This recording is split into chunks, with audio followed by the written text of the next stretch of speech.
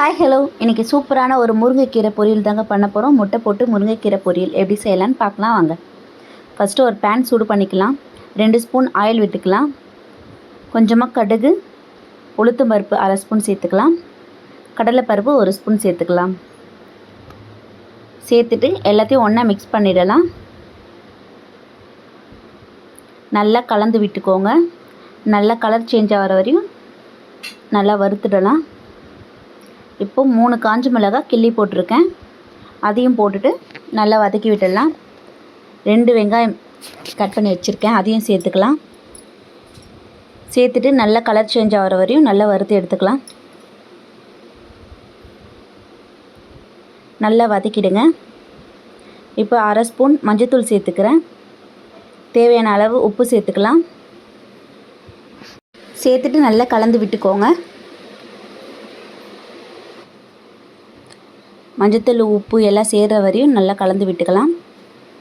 வெங்காயம் நல்லா வதங்கிடுச்சு. இப்போ நம்ம முருங்கைக்கீரை சேர்த்துக்கலாம். முருங்கைக்கீரையை நல்லா க்ளீன் பண்ணி வச்சுருக்கேன்.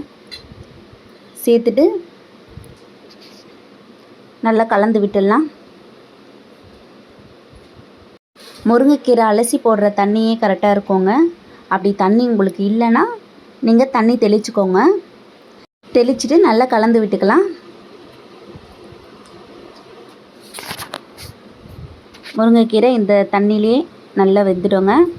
இப்போ தேவையான அளவு உப்பு செக் பண்ணிக்கோங்க, சேர்த்துக்கோங்க. சேர்த்துட்டு நல்லா கலந்து விட்டுக்கலாம். கலந்துட்டு நல்லா மிக்ஸ் பண்ணி விட்டுருங்க.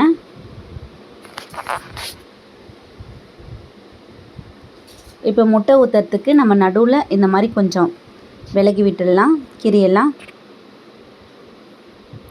கொஞ்சமாக ஆயில் விட்டுக்கோங்க. 2 முட்டையை நான் உடைச்சி ஊற்றிக்கிறேன்.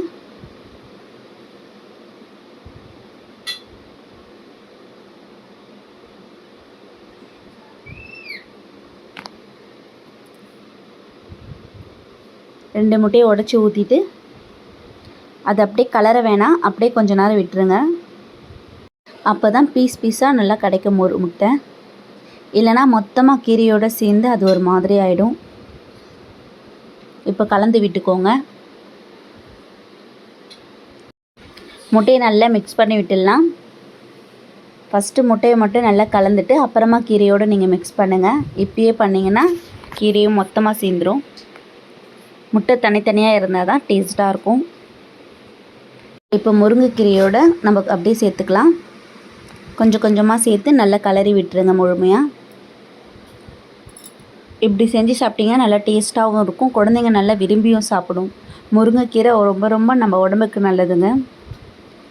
இது மாதிரி செஞ்சு கொடுங்க. குழந்தைங்க கொஞ்சம் கூட மிச்சம் வைக்க மாட்டாங்க, எல்லாத்தையும் காலி பண்ணிடுவாங்க.